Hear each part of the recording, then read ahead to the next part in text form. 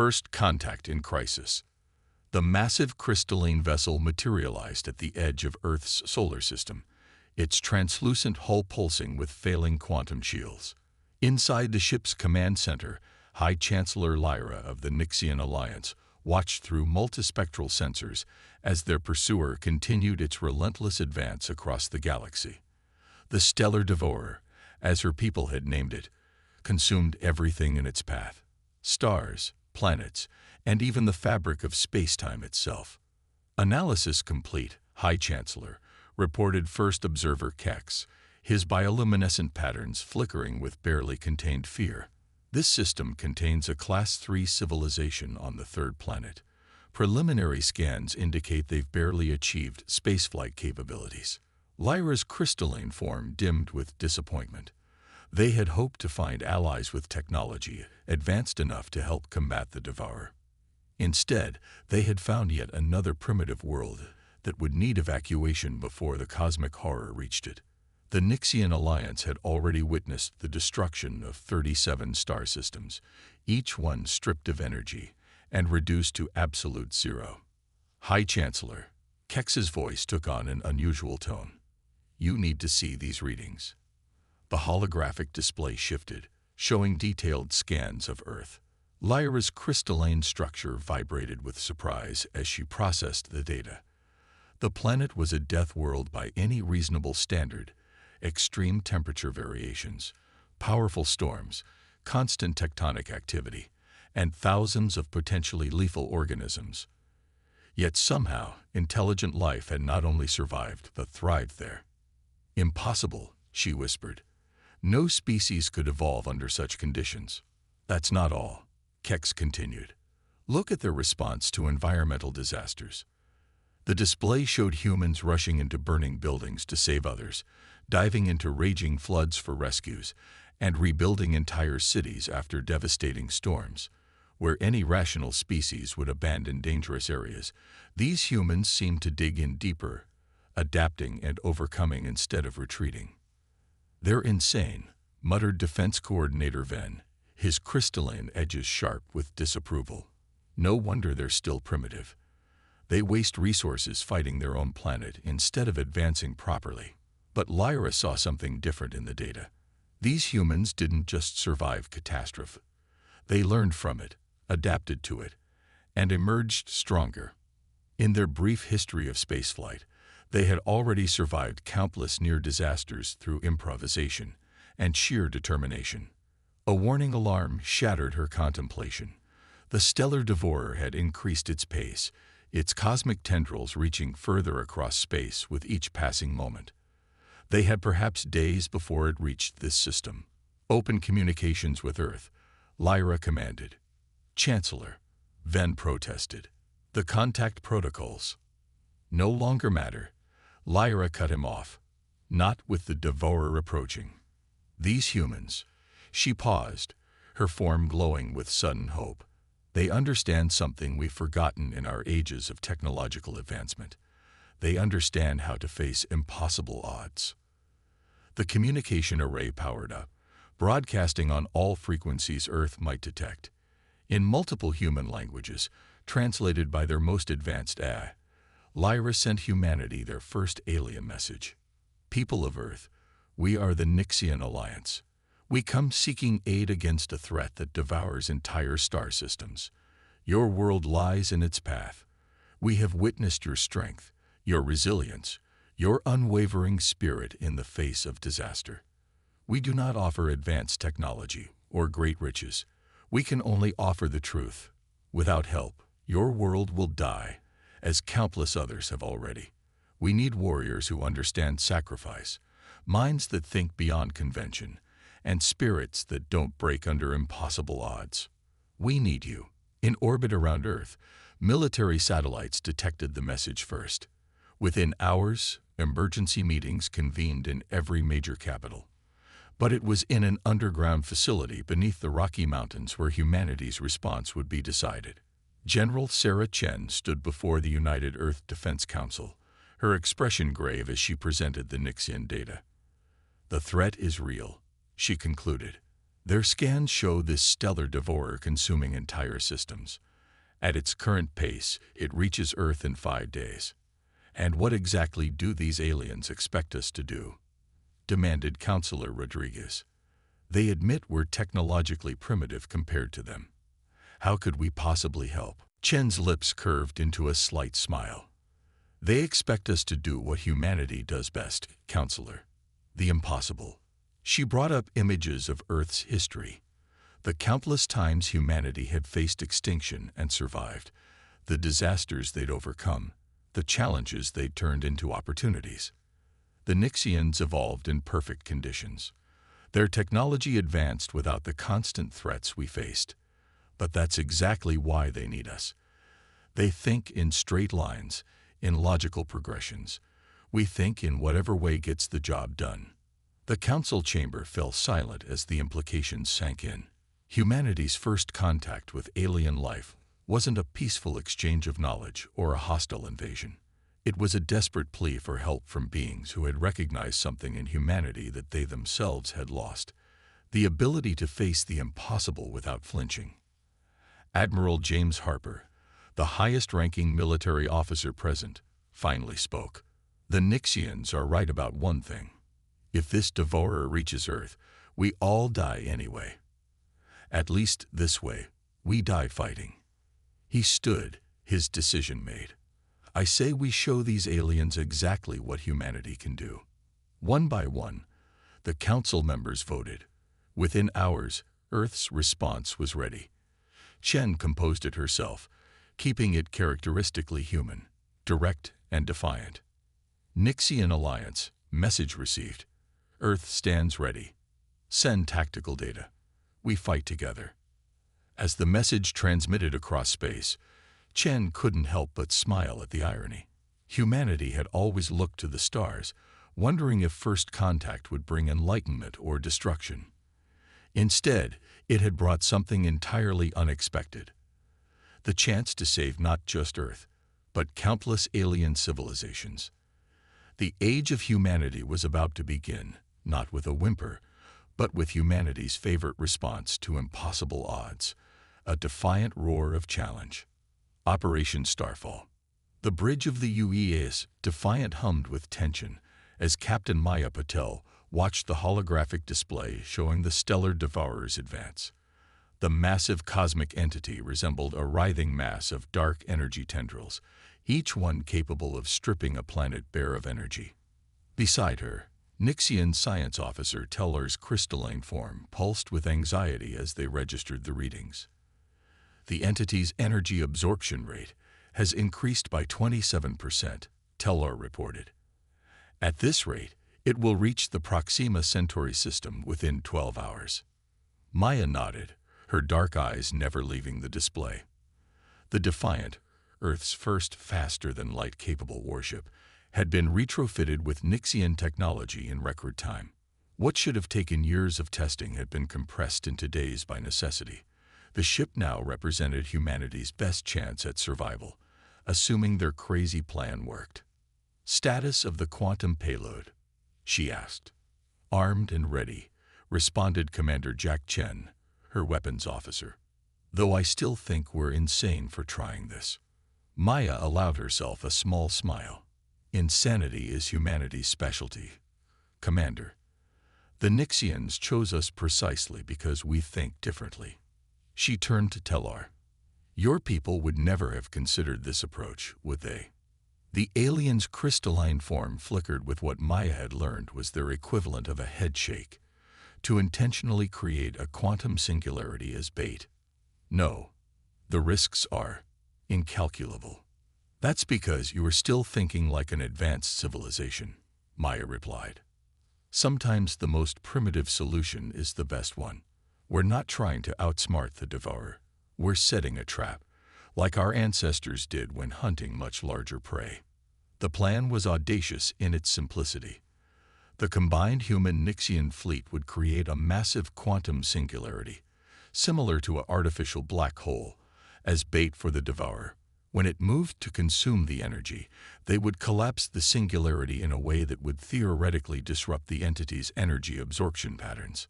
All ships report ready, Captain, announced Lieutenant Sarah Wong from Communications. The fleet was an odd mix. Sleek Nixian vessels alongside Earth's more rudimentary, but heavily armed ships. They had trained together for barely 3 days, but necessity had forged them into a coherent force.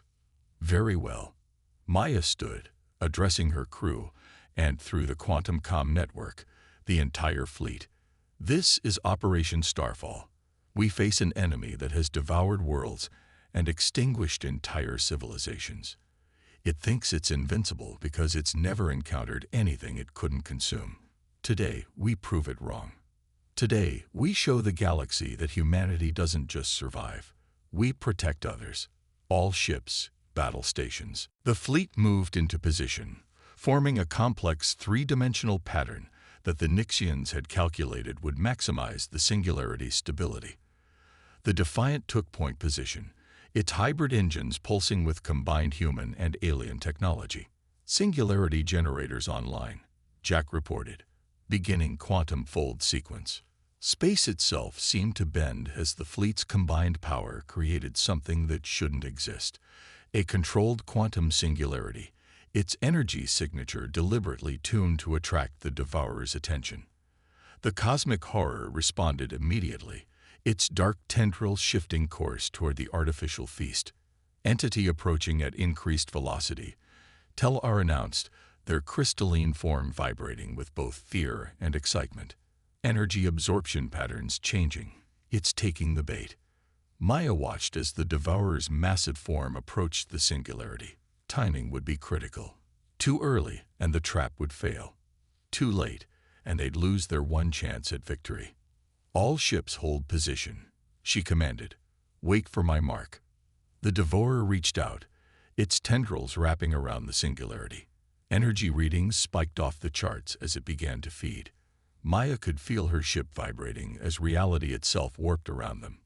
Now, she ordered, execute Operation Starfall. The fleet acted as one. Each ship activated its quantum collapse generators, forcing the singularity to implode in a precisely calculated pattern. The Devourer, caught mid-feed, couldn't disengage in time. The resulting quantum backlash tore through its energy matrix like a bullet through flesh. For the first time in recorded history, the cosmic horror screamed, a sound that existed not in normal space, but in the quantum realm itself. Its dark tendrils thrashed wildly, several of them dissipating into nothingness. Direct hit, Jack shouted. Entity's energy coherence dropping by 60%, 70%. All ships, full power to weapons. Maya commanded, hit it while it's wounded. The combined fleet opened fire, their weapons enhanced by the quantum disruption. Where before their attacks had been absorbed harmlessly, now they tore chunks from the Devourer's wounded form. The entity reeled, its remaining tendrils withdrawing as it retreated from the assault. It's running, Tel-Ar announced, their voice filled with disbelief. The Devourer, it's actually retreating. Cheers erupted across the fleet as the cosmic horror fled, its once mighty form now badly diminished. They had done it.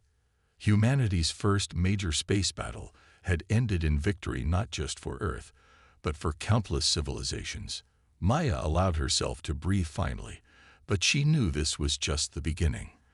The Devourer was wounded, not destroyed, and it would return. But they had proven something crucial. The entity wasn't invincible. It could be hurt, and what could be hurt could be killed. Send word to Earth and the Nixian Alliance, she ordered. Operation Starfall successful. Enemy wounded and retreating.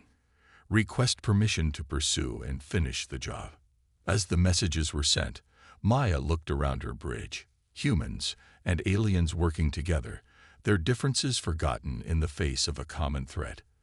They had done more than just wound a cosmic horror today. They had shown the galaxy that humanity's primitive thinking could succeed where advanced technology had failed. The hunt was on, and humanity was leading the charge. The knowledge exchange. The Antarctic research base Echo 7 had never been designed to host alien life forms. Yet here, in the pristine white expanse of Earth's most isolated continent, humanity's first major cultural exchange center with the Nixians had been established. Dr. Elena Santos watched through reinforced windows as a Nixian crystalline form glided across the snow, its structure refracting the harsh polar light into rainbow patterns. Fascinating, remarked senior researcher Zirain, their crystalline body pulsing with blue-green light. Your species chose to build a research facility in one of the most inhospitable regions of your already challenging world. Why? Elena smiled, having grown used to the Nixians' perpetual amazement at human choices. The same reason we do most things, Zirain. Because it was there, and because someone said it couldn't be done. The base had been transformed in the weeks following Operation Starfall. What had once been climate research laboratories now housed joint human-Nixian research teams. They were racing against time, knowing the wounded stellar devourer would eventually return, potentially stronger than before. Your latest combat simulation results are unexpected, Zirain commented, bringing up a holographic display. The projection showed human pilots executing maneuvers that the Nixians had calculated to be impossible. Our models indicate these tactics should result in critical failure, yet your pilots succeed consistently. Elena pulled up her own data on a nearby screen. That's because your models assume pilots will follow logical response patterns. Humans. She paused, searching for the right words. We have a saying. Think outside the box. When faced with impossible situations, we don't just accept the parameters. We change them. In the adjacent training chamber, those very principles were being put into practice. Commander Raj Patel, veteran of Operation Starfall, was running a joint combat exercise. Human pilots flew alongside Nixian operators in a virtual space battle, their different approaches creating an unexpected synergy. Break formation. Raj commanded as simulated devourer tendrils lashed out at their squadron. The humans scattered in seemingly random patterns, while the Nixian ships maintained precise tactical positions. What looked like chaos was actually a carefully orchestrated dance. Human unpredictability creating openings that the Nixians' superior technology could exploit. Still having trouble understanding how they do it, Zirain admitted, their crystalline form flickering with puzzlement. Your species takes risks that our calculations show to be unnecessarily dangerous. Elena watched as the simulation concluded, the joint squadron achieving their objective with minimal losses. That's because you're calculating risk versus reward based on standard metrics. Humans factor in something else. Possibility. We don't just ask, what are the odds of success? We ask, what if it works? The base's central laboratory provided the perfect example of this philosophy in action. Dr. James Chen, Earth's leading quantum physicist, worked alongside Nixian scientists to understand the devourer's nature. Where the aliens sought to analyze and categorize the entity's energy patterns, James approached the problem from an entirely different angle. Look here, he said, pointing to a particular data stream from Operation Starfall. The entity didn't just retreat because we heard it. It retreated because we surprised it. It's used to dealing with predictable responses, with species that fight according to established patterns. We need to weaponize unpredictability itself. The Nixian scientists' crystalline forms pulsed with what Elena had learned was their equivalent of skepticism. Weaponize. Chaos.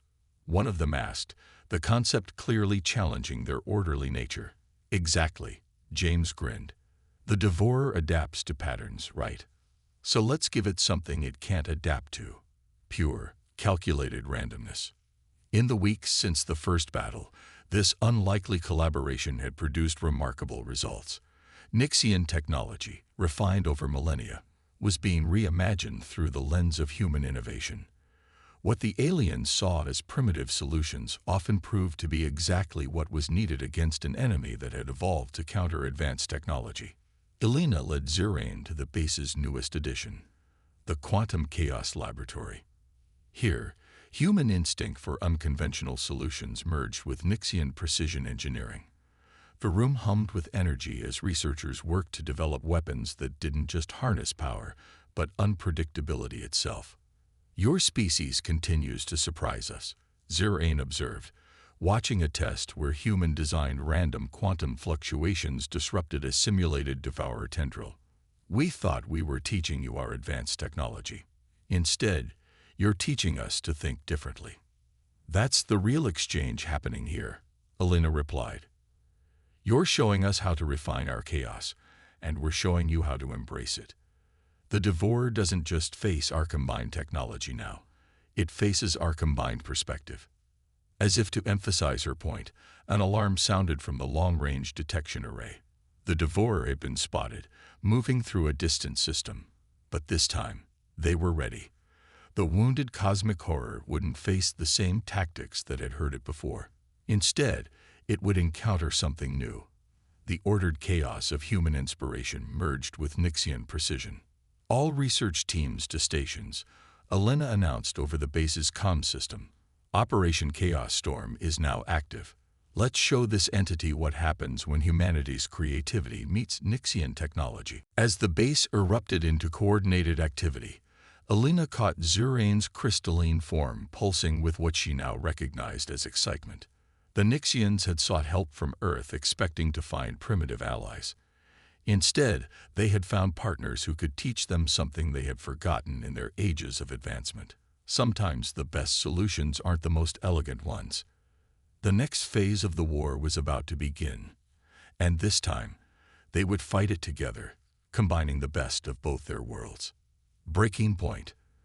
The command center of the joint human-Nixian defense fleet fell silent as the holographic display showed another system vanishing into darkness.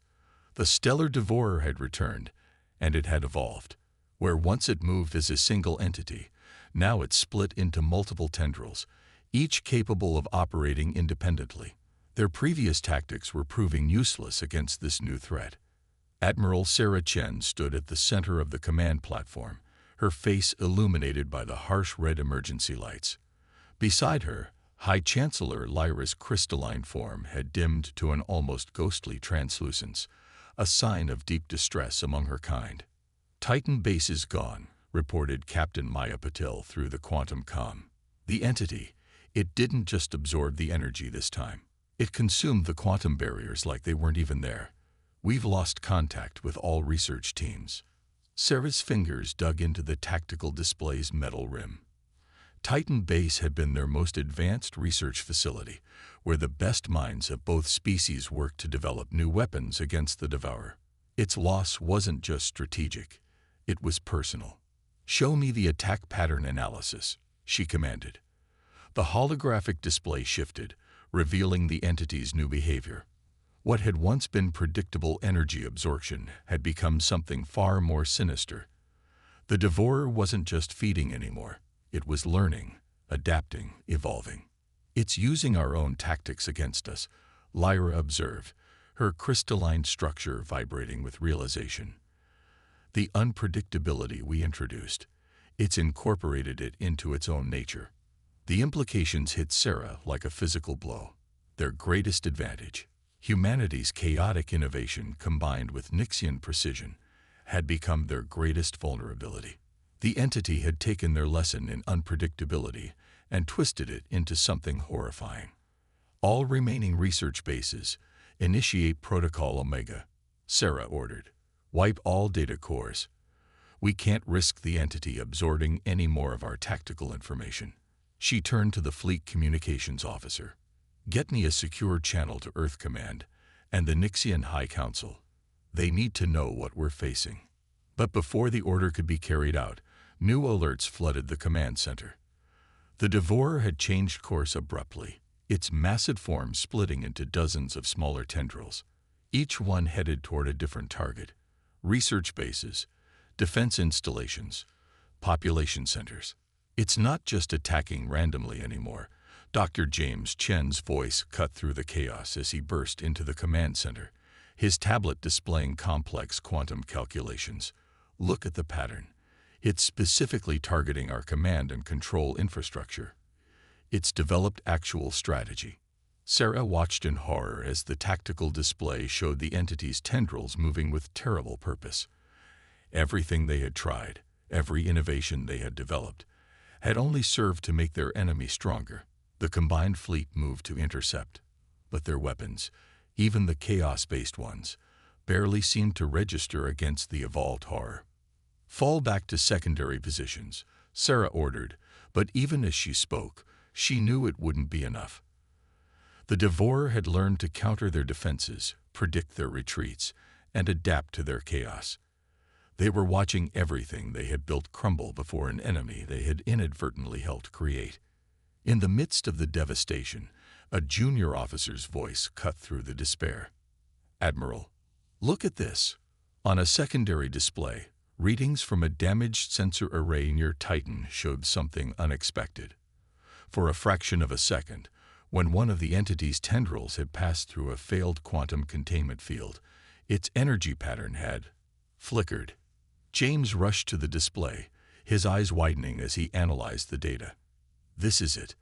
The containment field wasn't trying to contain or damage the entity. It was failing, breaking down in a completely chaotic way. The entity couldn't adapt because there was nothing stable to adapt to. "You mean?" Sarah started, beginning to see where he was going. "We've been going about this all wrong," James continued, his words tumbling out faster. "We've been trying to weaponize chaos, to control it. But true chaos can't be controlled. That's what makes it chaos. We need to embrace total entropy." Lyra's crystalline form pulsed with uncertainty. "But that would mean sacrificing everything we've built," Sarah finished. She looked around the command center at the advanced technology they had created together, at the perfect fusion of human innovation and Nixian precision. All of it would have to be abandoned for a solution so primitive, so fundamentally chaotic, that it bordered on madness. "Can we even do it?" Lyra asked, her form shifting through colors of doubt and hope. "Create that level of pure entropy without destroying ourselves in the process." Sarah's lips curved into a grim smile. "Chancellor, if there's one thing humans excel at, it's surviving our own chaos." She turned to the command staff, her voice carrying across the chamber. "Send word to all remaining forces. Operation Entropy begins now. And may whatever gods exist have mercy on us all, because what we're about to do defies the laws of nature itself." As the orders went out, Sarah watched the Devourer continuing its advance. They had tried to fight this cosmic horror with weapons, then with chaos, and finally with the combination of both. Now they would try something else entirely. They would fight it with pure, uncontrolled entropy. It was desperate, possibly suicidal, but they were out of options.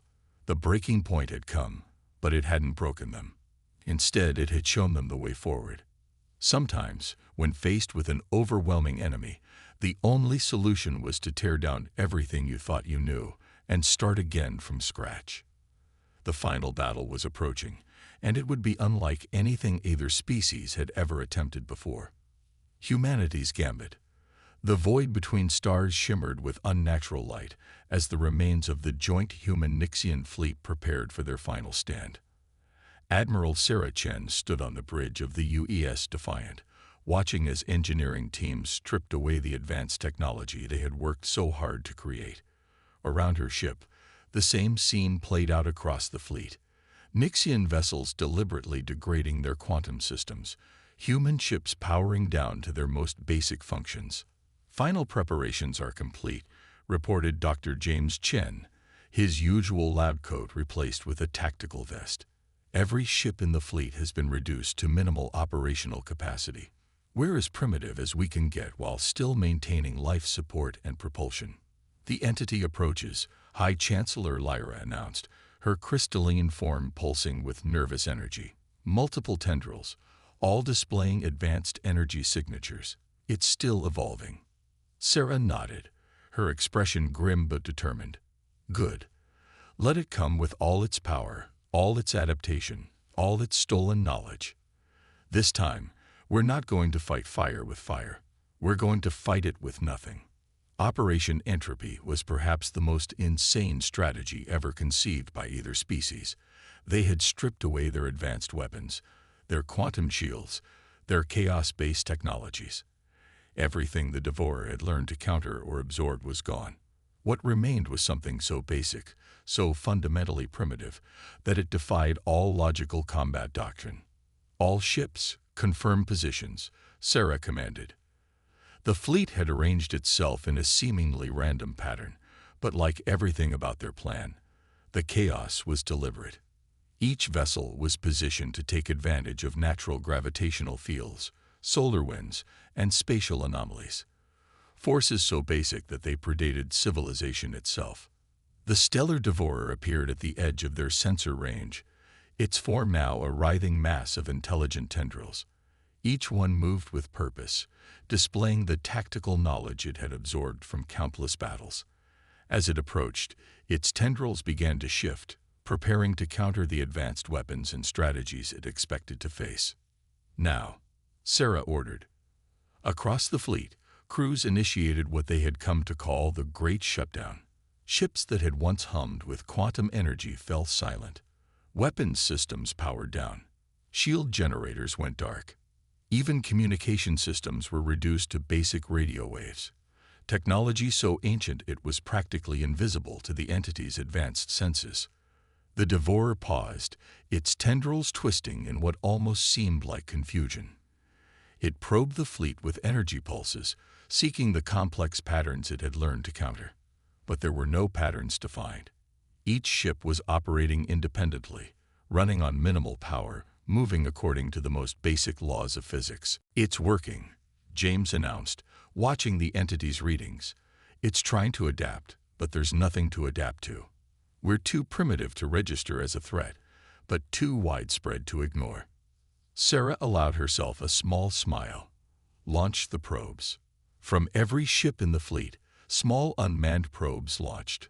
Simple devices carrying nothing but basic fusion reactors. They tumbled through space seemingly at random, their erratic movements governed by natural forces rather than advanced guidance systems. The Devourer's tendrils reached for them, expecting to find complex energy signatures to absorb and analyze. Instead, the probes detonated, not with the calculated precision of quantum weapons, but with the raw, uncontrolled fury of atomic fusion. The explosions were messy, wasteful, and absolutely impossible for the entity to predict or counter. It had evolved to face the most advanced weapons in the galaxy, but these explosions operated on principles so fundamental that they bypassed its adaptations entirely. "All ships, execute random walk patterns," Sarah commanded. The fleet began to move in ways that would have made any tactical officer cringe, ships tumbling end over end, using gravity assists and solar winds to change direction, burning fuel with reckless abandon. There was no strategy to counter, no pattern to adapt to, just pure, primitive chaos. The Devourer's tendrils lashed out, trying to capture ships with the same precision that had devastated their previous encounters. But the vessels slipped away, not through advanced technology or skilled piloting, but through sheer unpredictability. When the entity did catch a ship, it found nothing to absorb, no advanced energy signatures, no complex systems, just basic elements operating on fundamental principles. "Energy readings are dropping across all tendrils," Lyra reported, her crystalline form brightening with hope. "It's expending more energy trying to analyze and adapt than it's able to absorb." Sarah watched as the cosmic horror that had devastated countless civilizations found itself unable to cope with the sheer primitive simplicity of their attack. The entity had evolved to counter complexity, to absorb and adapt to patterns. But there were no patterns here, no advanced systems to understand and incorporate. "Launch the final wave," she ordered. The remaining probes deployed, carrying their payload of unshielded fusion reactors. As they approached the Devourer, they began to break down, their simple atomic structures destabilizing in ways that no advanced system could predict. The entity, trying to absorb and adapt to everything around it, found itself drowning in a sea of pure entropy. The Devourer's tendrils began to disintegrate, unable to maintain their complex structure in the face of such fundamental chaos. The entity that had evolved to counter the most advanced technology in the galaxy had no defense against the raw, uncontrolled power of basic physics. "It's collapsing," James shouted. "The energy pattern is breaking down at the quantum level." Sarah watched as the cosmic horror that had threatened all advanced life began to tear itself apart. In trying to absorb and adapt to their primitive assault, it had lost the coherence that held its vast form together. The entity that had devoured stars died not to advanced weapons or brilliant strategies, but to the most basic forces of nature. As the last traces of the devourer faded from their sensors, Sarah turned to Lyra. The Nixian's crystalline form glowed with a mixture of awe and understanding. "You know what this means," Sarah said softly. "Everything we thought we knew about warfare, about advancement, about evolution itself, was both right and wrong." Lyra finished. "We thought advancement meant moving forward, becoming more complex. But sometimes, the most advanced solution is to go back to basics." As the fleet regrouped, signals began arriving from across the galaxy. Other civilizations, watching the battle through long-range sensors, had witnessed the impossible, a cosmic horror defeated not by technology, but by its absence. Humanity had proved that true advancement wasn't just about building better weapons or defenses. Sometimes it was about knowing when to strip everything away and trust in the most fundamental forces of existence. The age of humanity had truly begun, not through superior technology or overwhelming force, but through the uniquely human ability to embrace chaos, to find strength in simplicity, and to never, ever give up hope. In the end, that had made all the difference.